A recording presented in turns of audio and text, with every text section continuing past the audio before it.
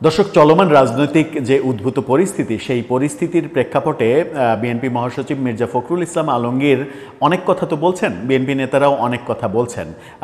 বিএনপির জন্য এখন রাজনীতির খুবই জটিল একটা সময় পার হচ্ছে এবং পার করছেন তারা। এরকম একটা মুহূর্তে যে কোনো একটা ভুল সিদ্ধান্ত তাদের জন্য খুব বড় ধরনের বিপদ ডেকে আনবে এবং সেই বিপদটা সর্বোচ্চ বিপদ হতে পারে যে আগামী নির্বাচনে ক্ষমতায় যেতে না পারার মতো বিপদ হতে পারে। সুতরাং বলাই যায় যে খুবই ক্রিটিক্যাল একটা টাইম পার হচ্ছে, হাসপাতালের সিসিইউতে থাকার মতো ক্রিটিক্যাল টাইম পার হচ্ছে। সেই অবস্থায় যদি রিকভারি করে বের হয়ে স্বাভাবিকভাবে আসা যায় তাহলে তাদের জন্য মঙ্গল। আর যদি একটা ভুল হয়, একটা ভুল মেডিসিন পড়ে, তাহলে সিসিইউ থেকে আইসিইউতে লাইফ সাপোর্টে চলে যাওয়ার ব্যাপারটা ঘটতে পারে। সেরকম মুহূর্তে তারা অনেক কথা বলছেন, অনেকে অনেক কথা বলছেন এবং এই মুহূর্তে সরকারকে সব থেকে বেশি দোষারোপ করছেন মির্জা ফখরুল। কদিন আগে সরকার প্রধানের মধ্যে নিজের দলের প্রধান জিয়াউর রহমানের ছবি দেখেছিলেন, কিন্তু এখন তিনি সেই সরকার প্রধান কিংবা ঐকমত্য কমিশন, তাদেরকে প্রতারণা, বিশ্বাসঘাতকতা, এই ব্যাপারগুলো, শব্দগুলো ব্যবহার করছেন। মজার ব্যাপার হচ্ছে মির্জা ফখরুল ইসলাম আলমগীর গতকালকে একটি অনুষ্ঠানে নতুন যে মন্তব্য করেছেন এবং সেই মন্তব্যটা স্বাধীনতা বিরোধী পক্ষ নিয়ে মন্তব্য করেছেন। আমার কাছে খুব মজা লেগেছে মির্জা ফখরুল ইসলামের এই কথাটাকে কেন্দ্র করে। মজাটা এই কারণেই লেগেছে যে মির্জা ফখরুল যখন এই কথাটা বলছেন তখন কি তিনি সত্যিই ভেবে দেখছেন যে তিনি যে মন্তব্যটা করছেন সেই মন্তব্যের পক্ষে তিনি নিজেই শতভাগ অবস্থান করেন কিনা, কিংবা তার মন্তব্যটাকে স্বাধীনতা বিরোধীর ব্যাপারে তার যে এই মন্তব্যটা, যে মন্তব্য নিয়ে আলোচনা করতে চাইছি, সেই মন্তব্যটা তিনি শতভাগ ওন করেন কিনা। কেন বলছি সেই কথা, কেন সেই বিতর্কটা টেনে আনছি, আলোচনা এগোলেই আপনারা বুঝতে পারবেন। সেই আলোচনাটা আগাতে চাই এই ভিডিওতে। থাকবেন পলিটিক্স টিভির নিয়মিত আয়োজনে।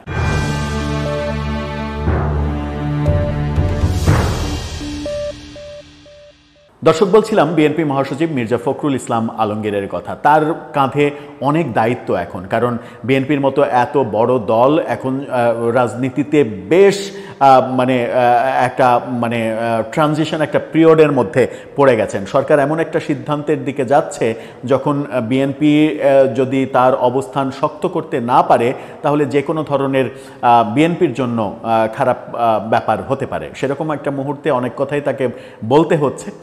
সেই অনেক কথার মধ্যে ইত্তেফাক তাকে নিয়ে যে শিরোনামটা করেছে সেটা একটু দেখে নিন।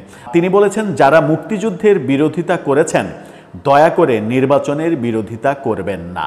খুবই সুন্দর কথা। তিনি বলছেন যে যারা মুক্তিযুদ্ধের বিরোধিতা করেছেন, অর্থাৎ যারা মহান ৭১-এর রাজাকার আলবদর আল শামস ছিলেন, যারা বাংলাদেশটাকে চাননি, যারা পাকিস্তান চেয়েছেন, তারা নির্বাচনের বিরোধিতা করবেন না। আপনারা তো মুক্তিযুদ্ধের বিরোধিতা করেছেন, আপনারা নির্বাচনের বিরোধিতাটা করবেন না, এই কথাটা তিনি বলেছেন। তিনি যখন এই কথাটা বলেছেন তখন তুলনামূলক একটু চিত্রে যাব। তার আগে তিনি কি বলেছেন একটু পুরোটা পড়ে নিই, পুরোটা জেনে নিই, তারপরে একটু তুলনামূলক চিত্রে যাব। তাতে করে বিনয়ের সঙ্গে তাকে একটা প্রশ্ন করতে চাই আমরা। তিনি বলছেন, একটি মহল আসন্ন ত্রয়োদশ জাতীয় সংসদ নির্বাচনকে বিলম্বিত করার জন্য উঠে পড়ে লেগেছে। বলছেন যে যারা ৭১-এ মহান মুক্তিযুদ্ধের বিরোধিতা করেছিলেন তারাই এখন অবাধ ও সুষ্ঠু নির্বাচনের বিরোধিতা করছেন। তিনি বলেছেন যে দয়া করে জনগণকে আর বিভ্রান্ত করবেন না। ৭১-এ আপনারা মুক্তিযুদ্ধের বিরোধিতা করেছিলেন, এখন দয়া করে জনগণের নির্বাচনের বিরোধিতা করবেন না। এই দেশের মানুষ কখনো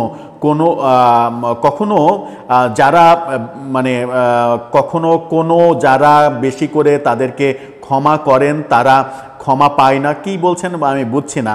যাই হোক, যারা মুক্তিযুদ্ধের বিরোধিতা করেছে তাদেরকে এদেশের মানুষ ক্ষমা করে না, এটাই তিনি মূলত বোঝাতে চেয়েছেন। বলছেন যে আমি খুব পরিষ্কারভাবে বলছি যে আমরা নির্বাচন করতে চাই এবং আমরা 2026 সালের ফেব্রুয়ারিতেই নির্বাচন করতে চাই। প্রধান উপদেষ্টা যে ঘোষণা দিয়েছেন সেই ঘোষণা অনুযায়ী আমরা নির্বাচন করতে চাই। সেই নির্বাচনকে বিলম্বিত করার জন্য একটা মহল উঠে পড়ে লেগেছে, বিভিন্নভাবে কথাবার্তা বলছে। এই কথাটা তিনি বারবার বারবার বলছেন। এবং তিনি এটা বলছেন যে যারা আজকে যারা এ নিয়ে গোলমাল করছেন, রাস্তায় নেমেছেন, তাদের অনুরোধ জনগণকে অনেক বিভ্রান্ত করে অনেক কিছু করেছেন, সেগুলো আমরা বলতে চাই না। একসময় এই দেশের সব মানুষের চাহিদা ছিল পাকিস্তান স্বাধীন হোক, অর্থাৎ তিনি 47-এর কথা বলেছেন, যে 47-এ দেশভাগের সময় আপনারা পাকিস্তানের পক্ষে ছিলেন না, আপনারা দেশটা যেন ভাগ না হয়, আপনারা ভারতের পক্ষে ছিলেন। আবার 71-এ যখন মুক্তিযুদ্ধ হলো তখন আপনারা বাংলাদেশের পক্ষে ছিলেন না, আপনারা পাকিস্তানের পক্ষে ছিলেন। দুই সময়ই আপনারা বিরুদ্ধে ছিলেন, এবং এখন দয়া করে আর নির্বাচনের বিরুদ্ধে যায়েন না, এটাই তিনি বলছেন। খুবই ভালো কথা। মির্জা ফখরুল যদি মনে করেন যে ওই বিশেষ গোষ্ঠী মুক্তিযুদ্ধের বিরোধিতা করেছিল এবং মুক্তিযুদ্ধে মানবতা বিরোধী অপরাধের সঙ্গে তারা জড়িত ছিল, অনেকেই, এখনকার প্রজন্ম তো আর জড়িত নেই, তিনি যদি মনে করেন যে মানে ওই গোষ্ঠী না, মানে যারাই হোক, মুক্তিযুদ্ধে একটা বিরোধী শক্তি তো ছিল, মুক্তিযুদ্ধে তো রাজাকার, আলবদর, আল শামস তারা ছিল, মুক্তিযুদ্ধে পাকিস্তানি সেনাবাহিনীদের বাংলাদেশি মুক্তিযোদ্ধাদের বাড়ি চিনিয়ে চিনিয়ে দিয়েছে তারা, এবং মা বোনদের ধরে ধরে তাদেরকে গনিমতের মাল হিসেবে দিয়েছে, এই কাজগুলো তো হয়েছে। তিনি যে কথাটা বলছেন, আমার প্রশ্ন হচ্ছে, আপনি কি সত্যিই এটা বিশ্বাস করেন যে এটা তারা করেছিল? যদি বিশ্বাস করে থাকেন তাহলে এই শিরোনামটা দেখুন। কদিন আগে আপনি যে মন্তব্যটা করলেন, যে মন্তব্যটা প্রচণ্ড সমালোচনার জন্ম দিয়েছে, আপনি একটি পত্রিকার অনুষ্ঠানে গিয়ে বললেন কি যে মানে শেখ হাসিনা মিথ্যা মামলায় এদেশের আলেম ওলামাদের ফাঁসির দড়িতে ঝুলিয়েছে। তার মানে আপনি মুক্তিযুদ্ধ বিরোধী যারা ছিল তাদের যে বিচার প্রক্রিয়া, সেই বিচার প্রক্রিয়াকে আপনি গণহারে পাইকারি দরে মানে এটাকে শেখ হাসিনার মিথ্যা মামলা এবং শেখ হাসিনার একটা প্রতিহিংসামূলক কর্মকাণ্ড হিসেবে মানে বর্ণনা করার চেষ্টা করলেন, জাহির করার চেষ্টা করলেন। হ্যাঁ, সেখানে আপনি স্পেসিফিক একটা দুইটা ব্যাপারে আপত্তি জানাতে পারতেন যে এটা ঠিক হয়নি, এটা এরকম না হয়ে এরকম হতে পারতো, এটাকে এই মামলায় না এই মামলায় এটা না, ওই মামলায় যেতে পারতো, এভাবে স্পেসিফিক একেবারে জ্ঞানী মানুষ যেভাবে বিশ্লেষণ করে সেভাবে বিশ্লেষণ করতে পারতেন। কিন্তু সেটা না করে আপনি ঢালাওভাবে বললেন কি যে আলেম ওলামাদের মিথ্যা মামলায় ফাঁসিয়ে তাদেরকে ফাঁসির দড়িতে ঝোলানো হয়েছে। তাহলে আপনার এই তো কদিন আগে, এক সপ্তাহ হয়নি, কদিন আগে আপনার যে অবস্থান মুক্তিযুদ্ধের ব্যাপারে, আপনার যে অবস্থান না, আপনার যে বক্তব্য, আর আজকে যে বক্তব্য দিচ্ছেন নিজের রাজনীতির জন্য, নিজের রাজনৈতিক দল যখন সংকটের মধ্যে পড়েছে তখন যে বক্তব্য দিচ্ছেন, এই দুইটা বক্তব্য মিলছে না। তখনই প্রশ্ন আসে যে আপনি বক্তব্য দেওয়ার সময় সচেতন থাকছেন কিনা সব সময়, সেটা একটা বড় প্রশ্ন। মাহবুব কামাল, বরেণ্য সাংবাদিক, বাংলাদেশের দৈনিক যুগান্তরের এই মুহূর্তে সিনিয়র সাংবাদিক এবং বীর মুক্তিযোদ্ধা, তিনি মানে সেই কথাটা আরেকটা ভিডিওতে বলেছি, তিনি মানে তার ফেসবুকে এটা লিখেছেন যে গাফফার চৌধুরী বলেছিলেন যে শেখ হাসিনার আদতে কোনো শত্রু নেই, শেখ হাসিনার প্রধান শত্রু হচ্ছে তার মুখ, তার মুখকে যদি তিনি নিয়ন্ত্রণ করতে পারেন তাহলে শেখ হাসিনার শত্রু সংখ্যা প্রায় শূন্যের কোঠায় নিয়ে আসা সম্ভব। গাফফার চৌধুরীর ওই মন্তব্য কিংবা সমালোচনাকে আওয়ামী লীগ সহ্য করতে পারেনি। আওয়ামী লীগ সহ্য করতে পারেনি বলে গাফফার চৌধুরী আওয়ামী লীগের শত্রু হয়ে গেছে। কারণ গাফফার চৌধুরী আওয়ামী লীগের নেত্রীর সমালোচনা করেছেন। নেত্রীর সমালোচনা তো করা যাবে না, নেত্রী যত বড় ভুলই করুক।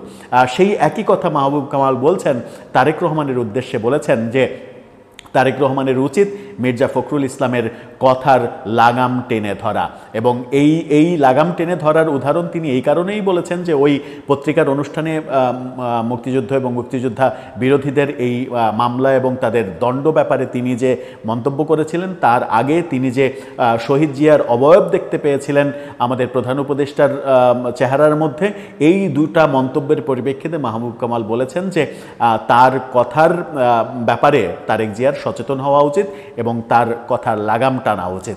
আমি অত কঠিন ভাষায় বলতে চাই না, কারণ আমার ব্যক্তিগতভাবে যথেষ্ট শ্রদ্ধা রয়েছে বিএনপির অন্তত এই ব্যক্তিটির উপরে। তিনি নিজে শিক্ষক মানুষ, প্রফেসর মানুষ, জ্ঞানী মানুষ, তিনি শিল্প, সাহিত্য, কবিতা সব কিছু পছন্দ করেন এবং তিনি একজন মানে আমি বিশ্বাস করি তিনি একজন প্রগতিশীল মানুষ। তিনি হয়তো এই বয়সের এই পর্যায়ে এসে একটু খেই হারিয়ে ফেলেছেন। কথা বলার সময় হয়তো ভাবছেন না যে গতকালকে আমি যে কথাটা বলেছি আর আজকে যে কথাটা বলছি সেই দুটো কথার মধ্যে কোনো ফারাক হচ্ছে কিনা, কিংবা আমি আমার দলের মানে প্রতিষ্ঠাতা তার সম্পর্কে যে মন্তব্য করছি সেই মন্তব্যটা সঠিক হচ্ছে কিনা, কিংবা সেই মন্তব্যটা আমার দলের পক্ষে যাচ্ছে নাকি বিপক্ষে যাচ্ছে, ব্যাপারগুলো হয়তো আর তীক্ষ্ণভাবে তিনি বুঝে উঠতে পারছেন না। আর বুঝে উঠতে পারছেন না বলেই হয়তোবা এই যে গোটা ঐক্যমত্য কমিশনের মিটিং হলো এবং এত এত কিছু হচ্ছে, আমরা ফ্রন্ট লাইনে মির্জা ফখরুলকে দেখছি না, দেখছি সালাউদ্দিন আহমেদকে। তারেক রহমান ওই জায়গাতে বোধহয় আগে থেকেই